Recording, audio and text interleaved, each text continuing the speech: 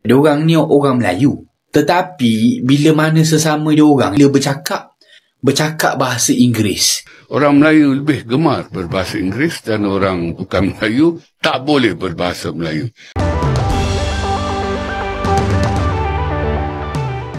Ya, sebagaimana video kami sebelumnya bahwa di penghujung tahun 2025, tetangga masih ribut dengan soal bahasa terutama dengan isu UIC atau Sertifikat Ujian Terpadu. Salah satu kekhawatiran mereka adalah akan eksistensi bahasa Melayu dan identitas bangsa lainnya. Dekat Malaysia ni, kita ni semua rakyat Malaysia, okay? Semua orang boleh cakap English. Semua orang boleh cakap English lah. Sebab diajar di sekolah kebangsaan. Tapi berapa orang boleh cakap Mandarin? So kita tak nak satu sistem lagi yang ada yang memecah belahkan rakyat. Okay, kita ada dua bahasa yang kita boleh gunakan untuk communicate antara semua bangsa dalam negara kita. Kita dalam negara kita ada banyak bangsa. Banyak sangat race, banyak sangat agama. Okay. Kita ada dua bahasa yang kita sudah setujui. Satu ialah bahasa Melayu yang menjadi bahasa kebangsaan, bahasa perlembagaan, bahasa kerajaan, bahasa negeri. Semua negeri di Malaysia kena gunakan bahasa Melayu dan rakyat wajib tahu dan bertutur dalam bahasa Melayu. Kalau tak tahu cakap bahasa Melayu, I tak tahu you rakyat Malaysia apa. Okay. One more alternative language kita adalah bahasa bekas penjajah kita lah. British lah dulu penjajah kita. Orang negara Britain pakai guna English lah. Jadi kita pun gunakan bahasa dia. Sebab itu warisan penjajah. Ya, meskipun sudah merdeka 68 tahun, namun tetangga masih punya masalah terhadap identitas berbangsa dan bernegara. Walaupun diketahui bahasa kenegaraan adalah bahasa Melayu, namun tidak semua warga negaranya bisa berbahasa Melayu. Dan belum lagi mencampur adukan bahasa Melayu dengan bahasa lain dalam komunikasi mereka. Hal ini tidak hanya terjadi pada warga negara yang dari etnis lain, tetapi orang yang beretnis Melayu sendiri, yang katanya juga tidak memartabatkan bahasa Melayu. Hal ini sebagaimana diungkapkan oleh pemerhati bahasa di negara tetangga ini. Sayang sekali lah, orang Melayu sendiri pun kelihatan seperti tidak bangga terhadap bahasa mereka, sedangkan bahasa Melayu itu adalah bahasa ibunda mereka, bahasa bangsa mereka, bahasa nenek moyang mereka. Tetapi diperhatikan oleh orang asing.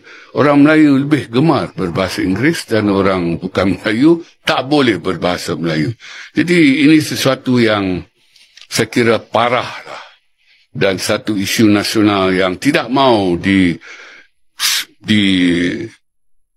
dibincangkan oleh ahli-ahli politik, para pemimpin kita, dan kita selalu tolak ke tepi. Dan saya kira ia akan jadi bom jangka dan kes ataupun kejadian memperbaharui pasport ini saya kira sudah pun meletup kes ini kan. Dan walaupun sudah meletup, tetapi sayang sekali lah kita, rakyat kita lah terutama yang bukan Melayu ni, begitu buta hati, tak nampak isu yang sebenarnya, iaitu tak patut lah, tak kena lah. Warga negara tak boleh berbahasa negara. Tetapi diherutnya isu ini, dipersalahkan pegawai immigration itu, dituntut diambil tindakan dan sebagainya seperti yang pernah diambil terhadap guru dan polis itu kan, yang ditukar jawatannya kepada yang lebih rendah barangkali. Jadi saya kira ini satu isu nasional. Bukan ciptaan kerajaan sekarang, sudah lama wujud yang tidak ditangani pun. Barangkali sudah sampai waktunya kerajaan sekarang ada keberanian politik lah untuk menangani masalah ini, iaitu warga negara. Saya kira ramai yang tak boleh berbahasa negara. Sesuatu yang tak berlaku di tempat lain. Jadi,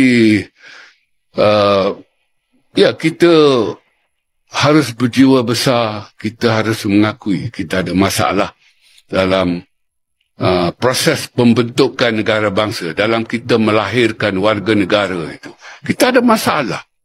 Macam mana boleh ada warga negara yang tak boleh berbahasa negara, dan apabila ditegur lawan balik pula tu. Tapi malang sekali, ada orang Melayu yang menyokong kejadian ini. Bahawa tak perlu pun seorang warga negara itu mengikut perlembagaan kita fasih dalam bahasa Melayu. Orang Melayu yang membela sehingga mereka merujuk kepada perlembagaan persekutuan memang tidak ada dalam perlembagaan persekutuan kita bahawa seorang warga negara ini harus cakap berbahasa negara. Tidak ada. Jadi orang Melayu memberitahu orang Cina dan orang bukan Melayu tak perlu pun. Jadi saya kira apabila orang Melayu, walaupun ada seorang dua yang macam tu, seluruh sejarah orang Melayu itu dinafikan. Malang sekali lah dalam kita melahirkan warga negara yang Melayu pun ada yang macam tu. Nah, ini juga pernah diungkapkan oleh netizennya sendiri yang menjadi saksi mata ketika sesama orang Melayu di sebelah, mereka bukannya berkomunikasi dengan bahasa Melayu tetapi malah dengan bahasa Inggris. Hari ni aku nak tegur ni perkara yang aku nampak sangat biasa ketika aku pergi ke majlis yang mewah. Majlis orang-orang kaya yang VVIP lah. Yang di mana pangkat datuk, pangkat tan sri, semua ada kat majlis tu. Dan di mana aku perasan, diorang ni semua orang Melayu. Diorang ni semua makan sambal belacan apa. Diorang ni makan petai apa juga. Diorang ni orang Melayu. Faham tak? Tetapi, bila mana sesama diorang yang mana ada pangkat. Padahal pangkat sama-sama tinggi, sama-sama kaya.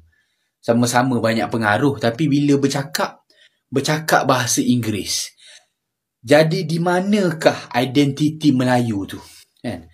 Di manakah identiti kita sebagai seorang rakyat Malaysia?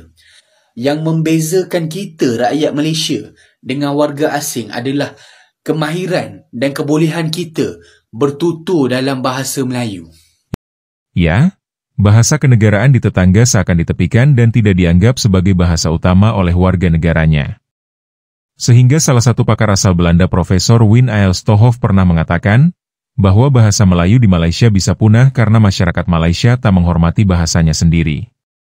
Mereka lebih mengutamakan penggunaan bahasa Inggris dalam kehidupan sehari-hari, khususnya di kalangan cerdik pandai, sehingga diprediksi bisa menggerus bahasa Melayu sebagai bahasa ibu. Ya, bahasa bukan sekedar budaya komunikasi manusia, namun bahasa adalah identitas suatu bangsa dan negara. Jika bahasa itu tidak dilestarikan dan dicemari atau dicampur aduk, maka bukan tidak mungkin bahwa suatu saat bahasa asal bisa punah, dan tergantikan oleh bahasa lain atau bahasa baru, yang menjadi identitas di negara tertentu. Misalnya bahasa Rojak bisa saka menjadi identitas baru bagi negara tetangga ini.